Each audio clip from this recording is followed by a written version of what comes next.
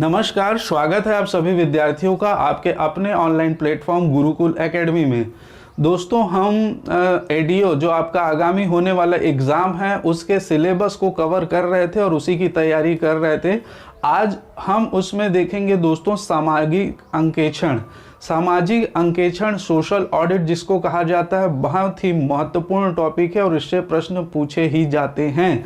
तो इसके कॉन्सेप्ट को पहले आप भली भांति समझ लीजिए, तब ये चीज़ें आप क्वेश्चन जो है वो कर पाएंगे। ठीक है, इसमें हम वो सामाजिक अंकेक्षण नियम 2015 भी डिस्कस करेंगे, उनकी धाराओं पर भी चर्चा करेंगे, परंतु आपको जो आज बेस इसका समझना है तभी आप इसके ऊपर जो प्रश्न बनते हैं उसको कर पाएंगे। चलिए स्टार्ट करते हैं। सामाजिक अंकेक्षण जिसको हम कहते हैं सोशल ऑडिट। शाब्दिक दृष्टि से जब इसको ऑडिट कहा जाता है तो इसको दो रूपों में दोस्तों विभक्त कर लिया जाता है। सामान्यतः बोल दिया जाता है कि इसका क्या किया जा रहा है, ऑडिट। और ऑडिट जो होता है वो दो प्रकार से, एक वित्तीय ऑडिट और एक हम जो देखते हैं सोशल ऑडिट, फाइनेंशियल ऑडिट और सोशल ऑडिट। जो वित्तीय लेखा परीक्षण होता है जिसमें सिर्फ फाइनेंस संबंधी बातें रहती है दोस्तों, और उसको एक विभाग या एक निकाय द्वारा जो है वो किया जाता है, जो गवर्नमेंट विभाग है उसका या उसका कोई निकाय है उसके द्वारा। परंतु सामाजिक अंकेक्षण एक अलग अवधारणा है। सामाजिक अंकेक्षण में जो है वो समाज द्वारा ही जो है अपने लिए जो कार्यक्रम या परियोजनाएं चलाई जा रही हैं खुद के विकास के लिए, उसका सभी परिदृश्यों में, सभी जो है उसके एस्पेक्ट में क्या किया जाता है, जांच किया जाता है, जिसको सामाजिक अंकेक्षण कहते हैं। किसके द्वारा? उन्हीं समुदाय के द्वारा जिन समुदायों को क्या किया गया है, विकास की प्रक्रिया में जिन्होंने भाग लिया है। ठीक है, तो इसमें जो मूल अवधारणा रहती है वो रहती है सामाजिक या समुदाय के विकास की अवधारणा, ताकि वो जब स्वयं के हित के लिए जो कार्यक्रम चलाए जा रहे हैं उनका जो जांच स्वयं करेंगे तो वो जो है वो सही और प्रभावी ढंग से गुणवत्तापूर्ण जो है वो कार्य निकल कर सामने आएगा। ठीक है, तो यही एक मूल अवधारणा थी सामाजिक अंकेक्षण की। सामाजिक अंकेक्षण और वित्तीय अंकेक्षण अलग होता है, इसको ध्यान रखेंगे। देखिए सामाजिक अंकेक्षण क्या है, तो समुदाय अपने हित से जुड़े मुद्दों या कार्यों की देखरेख तथा मूल्यांकन जब अपने स्तर पर करता है। कोई भी समुदाय है, ठीक है, वो अपने हित से जुड़े हुए जो भी मुद्दे हैं या कार्य हैं, जो भी परियोजनाएं हैं, उनका जो देखरेख और क्या मूल्यांकन, उनका देखरेख और मूल्यांकन जब अपने स्तर पर करता है तो उसे हम क्या कहते हैं दोस्तों, सामाजिक अंकेक्षण कहते हैं। ठीक है, उसे हम क्या कहते हैं, सामाजिक अंकेक्षण कहते हैं। ठीक, इसमें जो मूलभूत भावना यही है कि जो समुदाय जिनके लिए वो परियोजनाएं क्रियान्वित की जा रही है या कोई कार्यक्रम उनके हित के लिए चलाया जा रहा है, उन कार्यक्रमों में उनकी डायरेक्ट भागीदारी हो, उनका मूल्यांकन, उनकी निगरानी, उसके देखरेख की जिम्मेदारी भी उस समुदाय की स्वयं की होनी चाहिए। तो वहाँ पर जो होता है वो सामाजिक अंकेक्षण उसको कहते हैं। ऐसी स्थिति में क्या होता है दोस्तों, जब जैसे हमारे समुदाय के लिए कोई विकास कार्यक्रम चलाया गया, उस समुदाय के विकास कार्यक्रम की देखरेख की जिम्मेदारी स्वयं उस समुदाय की है, तो ऐसी स्थिति में जो कार्य होगा वो बहुत ही गुणवत्तापूर्ण तरीके से होगा। दूसरा जो है वो अधिकारियों की जवाबदेही जो है वो सुनिश्चित होगी कि भाई कल के डेट में हमको जो है वो समुदाय के समक्ष जाना है और समुदाय हमसे सवाल जवाब करेगा, तो उनकी जवाबदेही सुनिश्चित होगी। जब जवाबदेही सुनिश्चित होगी तो पारदर्शिता रहेगी कि जितना पैसा इसमें लगा है वो सही तरीके से सही जगह पर लगा है, नहीं लगा है। तो ये सभी चीज़ें जो है वो सुनिश्चित करता है सामाजिक अंकेक्षण। ठीक है, इसे ही हम क्या कहते हैं, सामाजिक अंकेक्षण कहते हैं। ठीक, और इस सामाजिक अंकेक्षण में दोस्तों स्टार्टिंग में जो है जब ये देखा गया, ये अनुभव किया गया कि किसी भी परियोजना के विकास में अगर वहाँ के लोगों को जोड़ दिया जाए तो उस परियोजनाओं का सही ढंग से विकास होगा। और इसी उद्देश्य के तहत इसका सबसे पहले जो है वो प्रयोग हुआ कब, मनरेगा में। ठीक है, महात्मा गांधी राष्ट्रीय ग्रामीण रोजगार गारंटी योजना 2005 का जो अधिनियम बना था उसकी धारा 17 में जो है वो इसका उल्लेख किया गया। इसमें क्या कहा गया, तो इसमें दोस्तों धारा 17 में कहा गया है कि ग्राम सभा जो है वो ग्राम पंचायत के अंतर्गत इस अधिनियम मतलब मनरेगा अधिनियम के अंतर्गत ग्राम पंचायत के जितने भी कार्य हैं, जितनी भी परियोजनाएं हैं, उसका क्या करेंगी, सामाजिक अंकेक्षण करेंगी। ठीक है, कौन करेगा, ग्राम सभा। इस प्रकार से ग्राम सभा क्या हो गई, ग्राम सभा के प्रति सारे अधिकारी, सारे जो कार्यान्वयन एजेंसी सभी उसके प्रति क्या हो गए, जिम्मेदार हो गए। ठीक है, तो धारा 17 में मनरेगा अधिनियम के 2005 में इसका उल्लेख किया गया है। सबसे पहले इसको बहुत अच्छे से ध्यान रखिएगा। और सबसे पहले इसको लागू करने वाला राज्य सामाजिक अंकेक्षण को वो है मेघालय। ठीक है, सबसे पहले लागू करने वाला राज्य कौन सा है, मेघालय है। ठीक, इसको ध्यान रखिएगा। तो मेरे ख्याल से आपने सामाजिक अंकेक्षण की जो मूल अवधारणा थी उसको आपने बहुत अच्छे से समझा है। ठीक है, उसमें दोस्तों जो भी कार्यक्रम है, जो भी परियोजनाएं चलाई जा रही है, उसमें लागत कितना लगा है, उसमें उसकी गुणवत्ता, उसके जो है वो मूल्यांकन, निगरानी, सारा कार्य जो है वो उसी समुदाय द्वारा जो है वो किया जाता है। इस बात को ध्यान रखिएगा। ठीक, नेक्स्ट देखिए इसकी आवश्यकता। अब एक चीज आपको यहाँ पर समझनी है, आवश्यकता, लाभ और उद्देश्य दोस्तों ये सभी एक दूसरे से रिलेट करेंगे, एक दूसरे से संबंधित रहेंगे। क्यों रहेंगे, अब मैं आपको इसको थोड़ा सा उदाहरण देकर समझाता हूँ। जैसे सामाजिक अंकेक्षण का जरूरत हमें क्यों पड़ा, है ना, इसकी आवश्यकता हमें क्यों पड़ी, तो थोड़ा सा आप समझेंगे। जब देश आज़ाद हुआ तो उस समय स्थिति दोस्तों मैंने कई बार बात की है कि गरीबों को जो है वो गरीबी उन्मूलन बहुत बड़ा उद्देश्य था। उनको शिक्षित करना, उनको समाज की मुख्य धारा से जोड़ना एक बहुत बड़ा उद्देश्य था। ऐसी स्थिति में उनके विकास के लिए बहुत सारे जो हैं वो कार्यक्रम एक के बाद लागू किए गए, परंतु वहीं हमने देखा कि वो कार्यक्रम सही तरीके से इम्प्लीमेंट नहीं हो पाया। जो उनकी विकास की योजनाएं थी उसकी विकास नहीं हो पाया, है ना। तो इस स्थिति में जब उसका मूल्यांकन किया गया तब ये देखा गया कि वहाँ पर जो है लोगों की भागीदारी ही सुनिश्चित नहीं है, जबकि जनता का विकास होना चाहिए। जनता के विकास की जगह नौकरशाहों का विकास हो रहा है, अधिकारियों का विकास हो रहा है ना। और जो भी परिसंपत्ति उसमें अर्जित की जा रही है, जो भी निर्माण कार्य हो रहा है, उसकी गुणवत्ता पर संदेह खड़ा हो रहा है। तो ऐसे बहुत सारे रीजन थे जिसके तहत हमको सामाजिक अंकेक्षण की आवश्यकता पड़ी। ठीक है, जिसमें लोगों की भागीदारी सुनिश्चित की जा सके, है ना, सामुदायिक भावना का विकास किया जा सके, पारदर्शिता, जवाबदेही सुनिश्चित की जा सके, ये आवश्यकता थी। अब दोस्तों एक बात समझिए, जो चीज़ आवश्यक है ना, जो चीज़ आवश्यक है तो उसकी आवश्यकता के लिए ही हम उसका उद्देश्य, हमारा उद्देश्य भी वही रहेगा, है ना भाई। हमको जैसे भूख मिटाना है, ठीक है, भूख मिटाना हमारा उद्देश्य है, तो हमें आवश्यकता किसकी रहेगी, खाने की चीज़ों की, खाने की, है ना। तो इस हिसाब से आप लोग थोड़ा सा इसको समझेंगे, जिस चीज़ की आवश्यकता है। अब इसमें सामुदायिक भागीदारी विकसित करनी, ये इसकी आवश्यकता है। अनियमितताओं पर रोक लगाना इसकी आवश्यकता है। जवाबदेही का निर्धारण करना इसकी आवश्यकता है। तो इसकी आवश्यकता ही इसका उद्देश्य है। अब उद्देश्य में क्या होगा, सामुदायिक भागीदारी सुनिश्चित करना इसका उद्देश्य है। आवश्यकता भी है और उद्देश्य भी, हमको इसी उद्देश्य पर कार्य करना है। इसके लिए आवश्यकता है और इसी उद्देश्य पर कार्य भी करना है, ठीक है। और दूसरी जो है वो उद्देश्य क्या होगा, अनियमितताओं पर रोक लगाना, भ्रष्टाचार को कम करना, जवाबदेही का निर्धारण करना। तो यही इसकी क्या हो जाएगी, उद्देश्य भी हो जाएगा। मेरे कहने का मतलब दोनों एक दूसरे से संबंधित है, हालांकि पूर्णता नहीं होते हैं।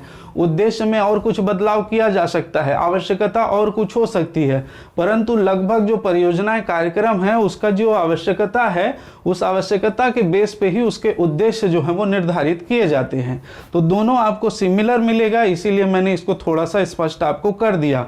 और लाभ क्या होगा, लाभ भी वही होगा। मुझे जो मेरा उद्देश्य था भूख मिटाना और मेरा जो आवश्यकता है कुछ खाने की चीज चाहिए, अब जो लाभ होगा वो मेरा भूख ही मिटेगा।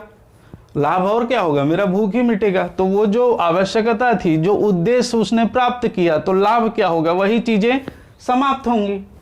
क्लियर है भाई, वही चीजें, पारदर्शिता बढ़ेगी, लाभ हुआ, पारदर्शिता बढ़ा, है ना। अब जो कार्यक्रम किए जा रहे हैं उसमें जो है वो पूरी पारदर्शिता रहती है ना।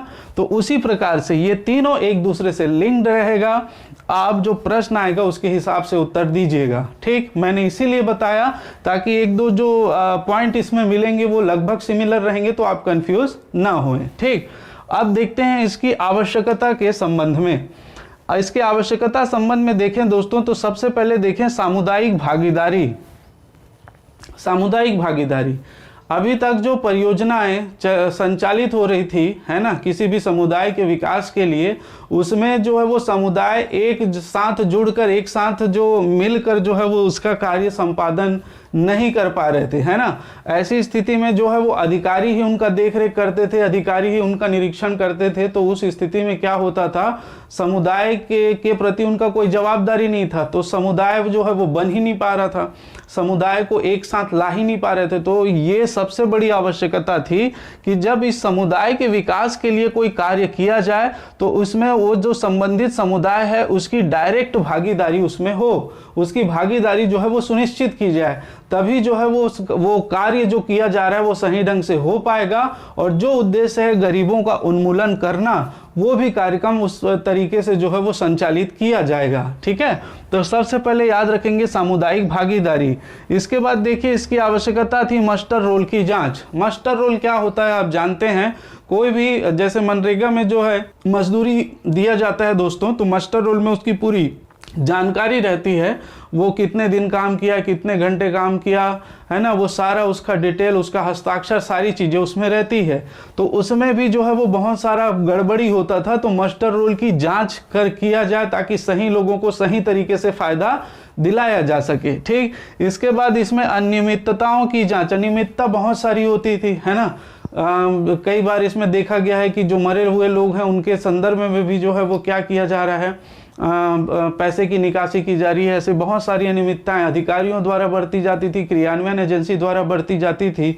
तो इसके तहत जो है वो क्या हुआ, सामाजिक अंकेक्षण के जरिए यदि इस प्रकार की कोई अनियमितता बरती गई है तो वो भी सामने जो है वो उजागर हो जाता था, ठीक। तो अनियमितताओं पर रोक लगाना। नेक्स्ट देखें जवाबदेही का निर्धारण करना। यदि किसी कार्यान्वयन एजेंसी जो भी परियोजना को या कार्यक्रम को संचालित कर रही है उससे कोई भी जवाब तलब ना हो, कोई भी चीज़ पूछी ना जाए, कोई भी चीज़ उसको कहीं भी जानकारी देने की आवश्यकता ना हो, तो वो तो क्या हो जाएगा, तानाशाह हो जाएगा। जो मन चाहेगा वो करेगा, जो मन चाहेगा वो बनाएगा, जो मन चाहे वो मटेरियल का इस्तेमाल करेगा, उसमें कोई उसकी जवाबदेही निर्धारित नहीं होगी। लेकिन जब इसके तहत सामाजिक अंकेक्षण के तहत उसको लाया जाता है तो उसकी जवाबदेही सुनिश्चित हो जाती है। उसको जो है वो संबंधित समुदाय को एक एक चीज़ के प्रति जवाब देना पड़ेगा कि ये कैसे हुआ, ये क्यों हुआ, ये यहाँ होना था, ये सारी चीज़ें जो है वो उसकी जवाबदारी बढ़ जाती है। तो जवाबदेही का निर्धारण चाहे अधिकारी हो चाहे कोई भी कार्यान्वयन एजेंसी हो। नेक्स्ट देखें पारदर्शिता का निर्धारण। अब ऐसी स्थिति में कि किसी विशेष लोगों को जो फायदा पहुंचाया गया, किसी विशेष अधिकारी को फायदा पहुंचाया गया, ऐसा नहीं हो सकता। इसमें पारदर्शिता का निर्धारण होता है। इससे संबंधित कोई भी अगर डाउट है तो वो जो सामाजिक अंकेक्षण में जब ग्राम सभा सामाजिक अंकेक्षण करती है तो उस समय सारी चीज़ें जो है वो बाहर निकल कर आती है। इसीलिए पूर्णतः पारदर्शिता के साथ जो है वो संचालित होता है। न्याय संगत प्रक्रिया है भाई, अब सभी चीज़ें पारदर्शी है, जनता की जवाबदारी, जनता की भागीदारी है ना। अनियमितता पर रोक लगाना है तो न्याय संगत प्रक्रिया ही है ना। तो इसको भी ध्यान रखेंगे। निष्पक्षता सेम है, निष्पक्ष रूप से कार्य किया जाएगा, निष्पक्ष रहेगा, किसी एक पक्ष को लेकर जो है वो कार्य नहीं किया जाएगा, है ना भाई। यहाँ पर यदि देखें उस समुदाय का हित समाहित है तो इसमें सारी चीज़ें निष्पक्ष रूप से होगी, किसी भी तरह से कोई भी पक्षपात होने की संभावना नहीं है। किसी एक को रोजगार ज़्यादा दे दिए, एक को कम दे दिया, एक घर को ज़्यादा दे दिए, ऐसे छोटे मोटे से लेकर बड़े बड़े जो पक्षपात संबंधी कार्यक्रम हैं वो भी समाप्त हो जाते हैं, निष्पक्षता आती है, ठीक। योजना के प्रभाव का मूल्यांकन। जो योजना संचालित की जा रही है वो योजना का प्रभाव उस क्षेत्र में कितना पड़ा, समुदाय के विकास का जो बात कही जा रही थी उसका सही ढंग से विकास हुआ कि नहीं हुआ, या उसका क्या प्रभाव रहा, इसका भी जो निर्धारण जो है वो के लिए आवश्यक था।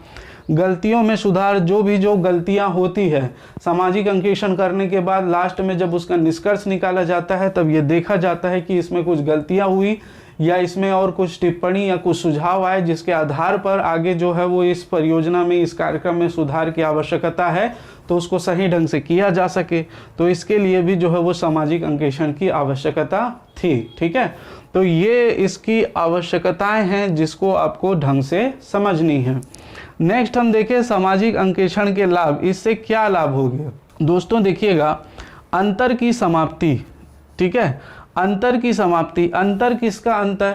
जो इसका मुख्य उद्देश्य है और इसकी वास्तविकता है, दोनों में अंतर की समाप्ति। ये कैसे संभव है? देखिए, कोई भी परियोजना लाई गई तो उसका उद्देश्य निर्धारित किया गया कि ये जो है वो ये संबंधित जो क्षेत्र है, परियोजना क्षेत्र है, उसके लोगों का जो है वो सही ढंग से समान रूप से जो है विकास हो पाए, समान रूप से उनको आर्थिक लाभ हो और जो है वो पूरे समुदाय के विकास को लेकर चला। ठीक है, लेकिन जब सामाजिक अंकेक्षण नहीं था तो उसकी वास्तविकता, मतलब वास्तव में जो रिजल्ट आता था वो अलग आता था। गांवों के लोगों जिनके विकास के लिए कार्यक्रम लाया गया है, उसके अलावा किसी और का विकास होना या उनमें से कुछ लोगों का विकास होता था, वो समाहित था। तो उद्देश्य में और वास्तविकता में वो जमीन आसमान का फर्क रहता था। लेकिन सामाजिक अंकेक्षण के बाद जो ये अंतर है उसकी समाप्ति धीरे धीरे होने लगी। जो उद्देश्य निर्धारित किया गया था और जो वास्तविक रिजल्ट जो सामने आया, दोनों जो है वो दोस्तों लगभग बराबर होने लगे, क्योंकि समुदाय की ही जवाबदारी इसमें बढ़ा दी गई, जिससे इसमें जो है वो पारदर्शिता आई और जो है भ्रष्टाचार कम होना, अनियमितताएं कम हुई। तो ये दोनों की जो खाई थी, जो वास्तविक था और जो उद्देश्य था, वो दोनों लगभग बराबर थे। मतलब जो उद्देश्य निर्धारित किया गया कि 100 लोगों को लाभ हो, तो वास्तविक में भी 98 लोगों को लाभ हुआ। तो ये जो है वो वास्तविकता में और उद्देश्य में जो है वो अंतर समाप्त हुआ। नेक्स्ट देखिए, इसमें पारदर्शिता जो है वो बढ़ी। बिल्कुल दोस्तों, इस योजना के तहत जो भी, परियोजना के तहत जो भी धन इसमें प्राप्त होता है, उसकी गुणवत्ता में, ठीक है, वो जिस मकसद से, जिस उद्देश्य से धन लगाया गया है, उसका सही तरीके से जो है वो आवंटन हो रहा है कि नहीं हो रहा है ना। जहाँ पर कार्य में लगाया जाना था वहाँ लगाया गया कि नहीं लगाया गया, वो इस आधार पर जो है इसकी पारदर्शिता जो है वो सुनिश्चित की गई, बढ़ी है। ठीक है, सारी चीज़ें जो है वो स्पष्ट रूप से अब सामाजिक अंकेक्षण में निकलकर सामने आ जाती है। नेक्स्ट देखें, स्थानीय स्वशासन। इसमें जो है सामाजिक अंकेक्षण का जो कार्य दिया गया, ग्राम सभा को दिया गया, एक समुदाय को ही दिया गया, और जो समुदाय इससे लाभान्वित होने थे। ऐसी स्थिति में उसमें जो है दोस्तों स्थानीय स्वशासन है ना, सेल्फ जो है वो गवर्नेंस, सेल्फ गवर्नेंस का जो भावना था उसका विकास इसमें सही ढंग से हुआ। भाई वित्तीय स्थानीय स्वशासन की भावना का विकास है ना, डेमोक्रेटिक डिसेंट्रलाइजेशन जो है वो इसी आधार पर ही बढ़ा। जो स्थान के लोग थे उन्हीं के द्वारा ही उनका जो है वो शासन किया गया। ये जो है वो सामाजिक अंकेक्षण के द्वारा ही संपन्न हुआ। स्थानीय स्वशासन की भावना का विकास हुआ। स्वयं के लोग स्वयं पर ही शासन कर रहे हैं। ठीक है, अपनी जांच, अपनी परियोजना की कार्य भी खुद कर रहे हैं और जांच भी खुद कर रहे हैं। ठीक है, तो ये हुआ स्थानीय स्वशासन। एक मिनट दोस्तों,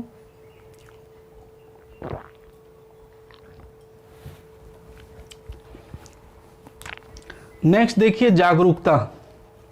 जागरूकता बढ़ी कैसे? भाई जिस समुदाय के हित के लिए जो विकास कार्यक्रम चलाया जा रहा है, ठीक है, उस समुदाय को जो है वो अपने अधिकारों के बारे में जानने के लिए जानने का अवसर मिला। ठीक है, उनके अधिकारों के बारे में उनको सूचना मिली कि भाई सामाजिक अंकेक्षण हुआ तो उनको सारा चीज़ बताया जाएगा। तो उसकी परियोजना से संबंधित, उनके हित से संबंधित, उनके अधिकार से संबंधित सारी जानकारी उनको मिली। इसके अलावा अन्य परियोजनाएं जो हैं, अन्य कल्याणकारी कार्यक्रम जो हैं, उसके बारे में भी उनको जो है वो जागरूकता, उनको जागरूक किया गया, उनको बताया गया। ठीक है, तो जो भी लाभार्थी हैं उनको अधिकारों से, उनके अपने अधिकारों से संपन्न कराया गया। ग्राम सभा में सभी चीज़ें बताई जाएंगी, सभी चीज़ों का निर्धारण किया जाएगा। तो इस स्थिति में वो एक जनता जो क्या होंगे, जागरूक होंगे अपने अधिकारों के प्रति, अपने कर्तव्यों के प्रति, और भी कई सारी चीज़ें हैं, और भी जो जन कल्याणकारी योजनाएं हैं उनके प्रति। आखिर ये गांव में होता है ना दोस्तों, कई सारे लोग ऐसे रहते हैं गरीब तबके के अशिक्षित लोग, जो सही चीज़ से ही जो उनके हित के लिए भी कार्यक्रम चलाए गए उनको भी नहीं समझ पाए। ये हमने 1947 से अभी तक की जितनी गतिविधि थी उसमें देखा था। जो पढ़े लिखे थे, जो शिक्षित लोग थे, वो थोड़े बहुत समझ पाए, लेकिन बाकी जो है वो नहीं समझ पाते थे। तो ऐसी स्थिति में उनको जागरूक किया गया, उनकी जागरूकता बढ़ी। जवाबदेही का निर्धारण मैंने अभी बात की, इससे जो है वो सरकार और जो नौकरशाही व्यवस्था थी, है ना, जो ढर्रा पद्धति इन्होंने अपना रखी थी कि ये जो करेंगे इनका कोई पूछने वाला नहीं है, कोई जवाबदेही तय नहीं है। तो ऐसी स्थिति में जो सरकार थी और जो नौकरशाही व्यवस्था थी उनकी जवाबदेही बढ़ी। जो भी कार्यान्वयन एजेंसी थी उनके ऊपर नकेल कसने का काम जो है सामाजिक अंकेक्षण ने किया, क्योंकि जब नौकरशाही और सरकार पर जब जवाबदेही बढ़ती है तो वो जो कार्य सही तरीके से हो रहे नहीं हो रहे इसके संबंध में पूरी इनका जो है वो क्या किया जाता है, जवाबदेही निर्धारित की जाती है। ठीक है। इसके अलावा समन्वय इसकी जब समुदाय को जो है वो दिया गया इस सामाजिक अंकेक्षण का कार्य, तो समुदाय में एक दूसरे का जो है वो हित, एक दूसरे का जो है वो लाभ पूरे सामुदायिक विकास में समाहित था। इसीलिए लोग जो है वो एक दूसरे जुड़ने लगे और एक दूसरे से जुड़ने से उनमें एकता अखंडता की जो भावना है वो विकसित हुई, क्योंकि जितनी परियोजनाएं थी वो समुदाय के विकास की परियोजनाएं थी। इसलिए वो इसके जरिए एक साथ आए और उनका जो है वो सामन्वयिक और सामुदायिक जो है विकास हुआ था। तो एक समन्वय की भावना विकसित हुई, ये भी लाभ हुआ। नेक्स्ट देखें, एक निगरानी, है ना, निगरानी जाहिर सी बात है, अब वो निगरानी स्वयं समुदाय द्वारा अपने कार्यक्रम की जा रही है। ठीक, तो निगरानी होने से क्या होगा, कार्य सही तरीके से होगा, किसी भी चीज़ का देख रेख होगा तो, है ना, किसी भी प्रकार का उसमें गड़बड़ी नहीं होगा, जो भी लाभ होगा वो सभी समुदाय में बराबर रूप से होगा। ठीक है, तो निगरानी भी इसमें एक लाभ के रूप में हम ले सकते हैं। नेक्स्ट देखिए, इसके उद्देश्य में देखिए, इसके जो शब्द हैं मैंने कई बार बताया है, इसके जो PDF पेड क्लास वालों को मिलेगा, इसके जो अन्य डिटेलिंग शब्द हैं वो आपको थोड़े से अलग मिल सकते हैं। मैं जो है वो सरल भाषा में जो उसमें लिखा है उसके बिल्कुल सरल भाषा में आप लोगों को समझाने का प्रयास कर रहा हूँ। ठीक, तो आप चाहे उस रूप में याद रखें, चाहे अपने अनुसार नोट्स बना के याद रखें। मेरा काम है इसको सरल करके आपको बताना, भाई इन चीज़ों को तो मैं बनाया है नहीं, है ना। तो ये जो लिखी हुई है वो शुद्ध हिंदी में है और कहीं थोड़ी सी टेक्निकल दिक्कत है, तो उस स्थिति में क्या किया गया, आपको जो है वो इसको सरल भाषा में समझाया जा रहा है बस। ठीक, चलिए नेक्स्ट देखें, इसका उद्देश्य। भाई सामाजिक अंकेक्षण जो कार्यक्रम लाया गया है ना, जो संचालित किया गया, इसका उद्देश्य क्या था। तो सबसे पहले बात करें, सरकारी योजना या कार्यक्रम के क्रियान्वयन में पारदर्शिता और जवाबदेही को बढ़ावा देना, यही इसका उद्देश्य, यही इसकी आवश्यकता और यही इसका लाभ। ठीक है, तो हम जानते हैं कि सरकारी योजना जो है या कार्यक्रम जो है उसके क्रियान्वयन के लिए हमने क्या किया है, उसकी पारदर्शिता और जवाबदारी जो है वो इसके माध्यम से बढ़ाना ही इसका उद्देश्य था, यही इसकी आवश्यकता थी और यही इसका लाभ भी हुआ। भाई जो उद्देश्य था उस उद्देश्य को हमने प्राप्त किया, तभी हमको क्या हुआ, लाभ हुआ। ठीक है, तो सरकारी योजना और कार्यक्रम के क्रियान्वयन में पारदर्शिता और जवाबदेही को बढ़ावा देना, ये इसका प्रमुख उद्देश्य था और इसी का ही जो लाभ आगे चलकर हुआ है। ठीक है, नेक्स्ट हम बात करें दूसरा, तो ग्रामीण स्तर पर लोकतंत्र और संस्थाओं को मजबूत करना। तो इसके जरिए दोस्तों ग्रामीण स्तर पर जो भी समुदाय है ना, ग्रामीण स्तर पर जो भी ग्राम सभा है, जो भी समुदाय है ना, जो भी ग्राम पंचायत है, उनके अंदर जितने भी लोग आते हैं, जो समुदाय हैं, उन समुदायों का जो है वो क्या करना, उन संस्थानों का क्या करना, मजबूती प्रदान करना, लोकतंत्र का को बढ़ावा देना, लोकतंत्र में विश्वास पैदा करना, इसका जो है मूल उद्देश्य था ग्रामीण स्तर पर। ठीक है, तो उसको मजबूत करना भी इसका क्या है दोस्तों, उद्देश्य था। ठीक, नेक्स्ट देखिए, लोगों की भागीदारी को प्रोत्साहित करना। तो ये कार्यक्रम जो संचालित हो रहे थे उसमें सामाजिक अंकेक्षण का मुख्य उद्देश्य भी ये था कि लोग स्वयं उसमें जुड़ें, ताकि उनके जो विकास संबंधी कार्यक्रम चलाए जा रहे हैं उसका जो है वो सही ढंग से विकास हो पाए। तो इसलिए उनको प्रोत्साहित किया गया कि आप इनसे जो है जो जुड़कर जो है अपने विकास की गतिविधि को और भी आगे बढ़ा सकते हैं। ठीक, तो लोगों की भागीदारी को क्या करना, प्रोत्साहित करना। नेक्स्ट देखिए लाभार्थियों का हित। लाभार्थियों का हित दोस्तों, इसमें जो है जो भी इसमें लाभार्थी हैं, ठीक है, या हितधारी जो व्यक्ति हैं, उनको दोस्तों उनके अधिकारों के बारे में बताना, उनके अधिकारों के बारे में सूचित करना, अधिकारों के बारे में शिक्षित करना, है ना, ये इनका जो है वो मुख्य उद्देश्य में शामिल था, जिससे इनका जो है विकास सही ढंग से हो पाए, अपने अधिकारों के बारे में ये जान पाए, सजग रह पाए। ठीक है, इसमें जो है वो किसका हित समाहित था, इन्हीं का ही हित समाहित। भाई वो अपने अधिकारों के बारे में कोई परियोजना लाई गई, कोई कार्यक्रम लाया गया जो इनके हित में है और उनके बारे में ये जानते ही नहीं है, प्रशिक्षित ही नहीं है, सूचित ही नहीं है। ठीक है, तो ऐसी स्थिति में क्या होगा, ये सही ढंग से अपने अधिकारों को समझ नहीं पाएंगे, इससे क्या होगा, इनका शोषण हो सकता है। तो इसके लिए क्या किया गया, इनको शिक्षित किया गया, इनके अधिकारों से, कार्यक्रमों से, परियोजनाओं से इनको प्रशिक्षण देना आदि जो है इनके उद्देश्य में जो शामिल है। ठीक, इसके अलावा क्षमता का निर्माण, जो भी दोस्तों इसमें आप जानते हैं कि इस परियोजना में समुदाय के लोगों को ही सामाजिक अंकेक्षण के लिए प्रशिक्षित किया जाता है। तो ऐसे लोगों के जो सामाजिक अंकेक्षण में भाग लेते हैं, उनकी क्षमता का निर्माण करना भी जो है वो इनके उद्देश्य में समाहित है। नेक्स्ट देखें परियोजना कार्यक्रम को सुदृढ़ बनाना। इसमें दोस्तों परियोजना, जो भी परियोजना संचालित है, जो भी कार्यक्रम है, उनमें जो है वो क्या होता है, सामाजिक अंकेक्षण के द्वारा उसकी यथास्थिति जो है वो उभर कर आती है। क्या परेशानी है, क्या चीज़ें हैं, क्या सही ढंग से हो पा रही है कि नहीं हो पा रही है, इससे जो निष्कर्ष सामने आता है, इससे जो फीडबैक सामने आता है, इसके संबंध में जो भी सुझाव आता है, उस सुझावों से, उन फीडबैक से क्या किया जाता है, इन परियोजनाओं को आगे के लिए और सुदृढ़ बनाना जो है वो इनका मुख्य उद्देश्य था। ठीक है, तो ये थे इनके मुख्य उद्देश्य सामाजिक अंकेक्षण के। ठीक, मेरे ख्याल से आप लोगों को स्पष्ट रूप से क्लियर होगा। नेक्स्ट देखिए छत्तीसगढ़ सामाजिक अंकेक्षण इकाई। अब हम बात करेंगे सामाजिक अंकेक्षण इकाई की। ठीक, चलिए अब हम बात करेंगे छत्तीसगढ़ सामाजिक अंकेक्षण इकाई। इसका गठन कब किया गया, तो मनरेगा योजना की अंकेक्षण परीक्षा नियम 2011 की कंडिका 4(1) के तहत राज्य में सितंबर 2013 में सामाजिक अंकेक्षण इकाई का गठन किया गया। छत्तीसगढ़ सामाजिक अंकेक्षण इकाई का गठन किया गया। कब किया गया, तो मनरेगा योजना की अंकेक्षण परीक्षा नियम 2011 की कंडिका 4(1) के तहत राज्य में छत्तीसगढ़ में सितंबर 2013 में छत्तीसगढ़ सामाजिक अंकेक्षण इकाई का गठन किया गया।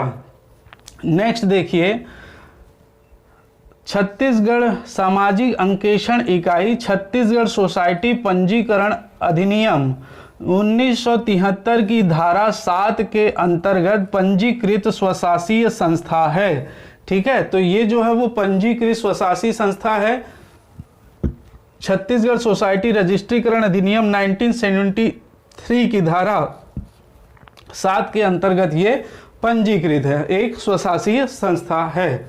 इसकी संरचना देखिए, तो इसकी संरचना दोस्तों अध्यक्ष होंगे मुख्य सचिव। छत्तीसगढ़ शासन के जो मुख्य सचिव की अध्यक्षता में इस सामाजिक अंकेक्षण इकाई का गठन किया गया, जिसमें मुख्य सचिव के अलावा 11 और सदस्य जो हैं वो सम्मिलित हैं। ठीक है, मुख्य सचिव के अलावा 11 और सदस्य हैं, जिसमें वरिष्ठ अधिकारी सम्मिलित हैं, जिसमें सामाजिक विशेषज्ञ सम्मिलित हैं, शिक्षाविद सम्मिलित हैं व एनजीओ के प्रतिनिधि जो हैं वो सम्मिलित हैं। वरिष्ठ अधिकारी, सामाजिक विशेषज्ञ, शिक्षाविद और एनजीओ के प्रतिनिधि इसमें जो है वो शामिल हैं। ठीक, तो मुख्य सचिव की अध्यक्षता में छत्तीसगढ़ सामाजिक अंकेक्षण इकाई का जो है वो क्या किया गया, गठन किया गया। अब यहाँ पर एक विशेष चीज ध्यान रखिएगा दोस्तों, सामाजिक अंकेक्षण जो है 2022-23 का जो प्रतिवेदन है, उस प्रतिवेदन के आधार पर मैं ये 1-2 बातें कर रहा हूँ, उसके बाद सीधे धारा में आएंगे, क्योंकि 23-24 का अभी प्रतिवेदन शायद अपलोड नहीं हुआ है, वो मुझे कहीं पर नहीं दिखा। 22-23 का प्रतिवेदन है, उसी के आधार पर मैं बात कर रहा हूँ। देखिए इसमें जो है मनरेगा का जितना भी व्यय है दोस्तों, ठीक है, सामाजिक अंकेक्षण में मनरेगा का जितना भी व्यय है उस व्यय का 0.5% राशि, कितना 0.5% राशि भारत सरकार द्वारा, भारत सरकार के ग्रामीण विकास मंत्रालय के द्वारा सीधा सामाजिक एक अंकेक्षण इकाई के खाते में जो है वो क्या किया जाएगा, अंतरित किया जाएगा, सीधे ट्रांसफर किया जाएगा। इसमें राज्य का कोई भी अंश नहीं होगा। मनरेगा का जितना भी व्यय है उसका 5% राशि जो है वो क्या किया गया है, अंतरित किया गया है, ध्यान रखेंगे, ठीक है, सीधा सामाजिक अंकेक्षण इकाई के खाते में, ठीक, इसमें राज्य का कोई भी अंश नहीं है, ठीक है, इसको ध्यान रखिएगा। नेक्स्ट देखें, इसमें प्रक्रिया के संदर्भ में दिया गया है, जो भी प्रक्रिया निर्धारित की गई थी 2022-23 में, उस प्रक्रिया से संबंधित चीजों को हम डिस्कस करेंगे। इसके अलावा जो धारा में चीजें दी हुई है ना, जो इसके नियम 2015 सामाजिक अंकेक्षण इकाई नियम 2015 में जो धाराएं हैं उनके बारे में अलग से डिस्कस करेंगे। ये 2022-23 में जो इसकी प्रक्रिया थी उसके संदर्भ में हम चर्चा कर रहे हैं। देखिए, सबसे पहले सामाजिक अंकेक्षण इकाई द्वारा विकास खंडवार ग्राम पंचायतों के लिए सामाजिक अंकेक्षण वार्षिक कैलेंडर तैयार किया जाएगा, ठीक है। तो सामाजिक अंकेक्षण जो इकाई है उसके द्वारा विकास खंड मतलब ब्लॉक स्तर पर ग्राम पंचायत के लिए सामाजिक अंकेक्षण वार्षिक कैलेंडर बनाया जाएगा कि इसका जो है वो क्या किया जाएगा, सामाजिक अंकेक्षण कब किया जाएगा उसके बारे में जो है वो जानकारी दी जाएगी। तो वार्षिक कैलेंडर बनाया जाएगा सामाजिक अंकेक्षण इकाई के द्वारा सबसे पहले प्रक्रिया में। उसके बाद क्या, तो इसके पश्चात जिला कार्यक्रम समन्वयक द्वारा सामाजिक अंकेक्षण दल को सामाजिक अंकेक्षण कार्य हेतु मनरेगा से संबंधित दस्तावेज अभिलेख प्रदाय करने के लिए कार्यान्वयन एजेंसी को आदेश दिया जाएगा, ठीक है। किसके द्वारा दिया जाएगा, जिला कार्यक्रम समन्वयक के द्वारा। किसको, सामाजिक अंकेक्षण दल को सामाजिक अंकेक्षण कार्य हेतु मनरेगा से संबंधित दस्तावेज, जो भी भाई सामाजिक अंकेक्षण दल गठित की जाएगी, दल के बारे में अभी हम बात करेंगे, जो सामाजिक अंकेक्षण करेंगे तो उनको करेंगे कैसे, जब तक उनके पास दस्तावेज नहीं रहेगा तो उनको संबंधित दस्तावेज और अभिलेख प्रदान करने के लिए जिला कार्यक्रम समन्वयक द्वारा आदेश दिया जाएगा। किसको, कार्यान्वयन एजेंसी, जो भी एजेंसी वहां पर कार्यरत है, कि आप इस योजना से संबंधित समस्त दस्तावेज कार्यक्रम सामाजिक अंकेक्षण दल को प्रदान कीजिए ताकि उसका सोशल ऑडिट सामाजिक अंकेक्षण किया जाए। और कार्यान्वयन एजेंसी द्वारा 7 दिवस के भीतर इस प्रकार के जितने भी दस्तावेज हैं, इस प्रकार के जितने भी अभिलेख हैं, वो जो है वो किसको प्रदान किया जाएगा, सामाजिक अंकेक्षण दल को जो है वो प्रदान किया जाएगा, ठीक है। नेक्स्ट हम बात करें तो ग्रामीण जो है सामाजिक अंकेक्षण हेतु जॉब कार्ड धारी जो मजदूर परिवार के 12वीं पास युवा एवं स्व सहायता समूह की महिलाओं को चयनित कर 4 दिवसीय प्रशिक्षण दिया जाता है। इसके बारे में मैंने अभी बात की थी। जो ग्रामीण सामाजिक अंकेक्षण के लिए क्या किया जाता है, जॉब कार्ड धारी जो मजदूर परिवार हैं उनके 12वीं पास जो युवा हैं उनको और स्व सहायता समूह की जो महिलाएं हैं उनको चयनित करके 4 दिवस का जो है वो प्रशिक्षण इसमें दिया जाता है। कितने दिन का, 4 दिवस का जो है वो प्रशिक्षण इसमें दिया जाता है, ठीक। नेक्स्ट देखें तो ग्राम पंचायत में सामाजिक अंकेक्षण हेतु एक ब्लॉक सामाजिक अंकेक्षण प्रदाता एवं 3-4 सामाजिक अंकेक्षण दल का गठन किया जाता है। तो यहाँ पर समझिएगा, जो ग्राम पंचायत है उस ग्राम पंचायत में सामाजिक अंकेक्षण के लिए एक ब्लॉक सामाजिक अंकेक्षण प्रदाता होगा, ठीक है। एक ब्लॉक सामाजिक अंकेक्षण प्रदाता, ये कौन होगा, ये किसका गठन कैसे होता है, ये सारी चीजें डिस्कस करेंगे। आप अभी समझ के रखिएगा जो प्रक्रिया है। तो ग्राम पंचायत में सामाजिक अंकेक्षण हेतु एक ब्लॉक सामाजिक अंकेक्षण प्रदाता एवं 3-4 सामाजिक अंकेक्षण दल का गठन किया जाएगा, ठीक है। 3-4 सामाजिक अंकेक्षण दल रहेंगे। क्यों रहेंगे, क्योंकि वो अलग अलग जो है वो गांव जो भी ग्राम पंचायत के अंतर्गत है दोस्तों, वो घर घर में जाकर जो है वो चीजें तैयार करते हैं। जैसे इस दल द्वारा 5-6 दिन में गांव में रहकर कार्य किया जाता है, ठीक है। तो ये जो सामाजिक अंकेक्षण दल रहता है वो 3-4 सामाजिक अंकेक्षण दल रहेगा। यदि 2-3 गांव हैं तो उनके लिए अलग अलग रहेंगे, ठीक है। तो यहाँ पर उनके द्वारा 5-6 दिन में गांव में रहकर जो दल रहता है दोस्तों, वो गांव में रहकर जो है वो सामाजिक अंकेक्षण का कार्य करते हैं। तो अगर एक ग्राम पंचायत के अंतर्गत अगर 3 से 4 ग्राम हैं, 3 से 4 गांव हैं, तो उसके लिए अलग अलग जो है वो क्या रहेंगे, सामाजिक अंकेक्षण दल। एक गांव में एक गांव में एक, इस प्रकार से करेंगे। और गांव यदि बड़ा है तो वहां भी 3 से 4 सामाजिक अंकेक्षण दल का गठन किया जाता है। ये दल 5-6 दिन तक वैसी संबंधित गांव में रहती है और रहकर जो है वो क्या करती है, सामाजिक अंकेक्षण का कार्य करती है। उन लोग करेंगे क्या, तो उन लोग मिलान करते हैं किसका, मस्टर रोल। मस्टर रोल जो तैयार किया जाता है कार्यान्वयन एजेंसी के पास, जहां पर लोग जो है मजदूरी करने आ रहे हैं, वहां पर साइन कर रहे हैं कितने दिन कार्य किया, कितना भुगतान हुआ, आदि आदि, और ये उसके जॉब कार्ड में भी लिखा रहता है। तो जो मस्टर रोल में है वो जॉब कार्ड में होना चाहिए, दोनों बराबर होना चाहिए। इसके अलावा बैंक खाता, बैंक पासबुक या जो है वो डाकघर का जो खाता है उसको भी देखा जाता है कि इसमें सही ढंग से इसका जो है वो क्या हुआ है, पैसा इसमें जो जितना लिखा है उतना उसको मिला है कि नहीं मिला, इसमें कोई अनियमितता तो नहीं बरती गई है, या जरूरत से ज़्यादा किसी एक परिवार को तो नहीं दिया गया। इस प्रकार से सारी चीज़ों का यहाँ पर मिलान किया जाएगा। माप पुस्तिका का भी मिलान किया जाता है, इसमें माप पुस्तिका रहती है उसका भी जो है वो मिलान किया जाता है, ठीक है, सामाजिक अंकेक्षण दल के द्वारा। इसके बाद सामाजिक अंकेक्षण दल द्वारा सभी निष्कर्षों को समेकित करके सरल भाषा में सामाजिक अंकेक्षण प्रतिवेदन तैयार किया जाता है। जो सामाजिक अंकेक्षण दल है उनके द्वारा सभी जो निष्कर्ष सामने आए हैं अंकेक्षण के माध्यम से, उसको एक साथ मिलाकर सरल भाषा में एक सामाजिक अंकेक्षण प्रतिवेदन जो है वो तैयार किया जाता है, ठीक है, तैयार किया जाता है। और इसके बाद दोस्तों अंत में एक पॉइंट और इसमें आप ध्यान रखेंगे, प्रक्रिया में अंत में क्या होता है कि ये जो सामाजिक अंकेक्षण दल द्वारा जो प्रतिवेदन तैयार किया गया है, अंतिम दिन में ग्राम सभा की बैठक होती है। उस बैठक में सामाजिक अंकेक्षण दल के द्वारा जो भी प्रतिवेदन तैयार किया गया है, जो भी निष्कर्ष तैयार किया गया है, उसको जो है वो ग्राम सभा के समक्ष पढ़कर सुनाया जाता है। और उसके संबंध में जो भी ग्राम सभा जो अनुशंसा करती है ना, कुछ भी इसमें परिवर्तन के लिए या कुछ भी टिप्पणी, तो उसको उसमें क्या किया जाता है, नोट किया जाता है और उसके बाद उसको ग्राम पंचायत के सूचना पटल पर लगा दिया जाता है, ठीक है। और ग्राम सामाजिक अंकेक्षण दल जो है वो उसका समापन होने के बाद फिर क्लस्टर लेवल पर जो है सभी सामाजिक अंकेक्षण दलों का एक वृहद मीटिंग आयोजन किया जाता है, जिसमें सारे संबंधित कार्यों पर जो है वो चर्चा होती है, ठीक है। तो ये था दोस्तों इसकी प्रक्रिया से संबंधित बातें, ठीक है, इसकी प्रक्रिया से संबंधित बातें जो 2022-23 के प्रतिवेदन के अनुसार है। इसके बाद हम देखेंगे कि जो नियम है, जो धाराएं हैं, धारा 1 से लेकर 15 तक क्या क्या बातें हैं, क्या क्या चीज़ें हैं, उनको हम अगली क्लास में डिस्कस करेंगे। मेरे ख्याल से ये क्लास आपको समझ में आया होगा, ये सारा बेस था, इसको आप समझ लीजिए, उसके बाद हम एक एक पॉइंट पर चर्चा करेंगे, ठीक है।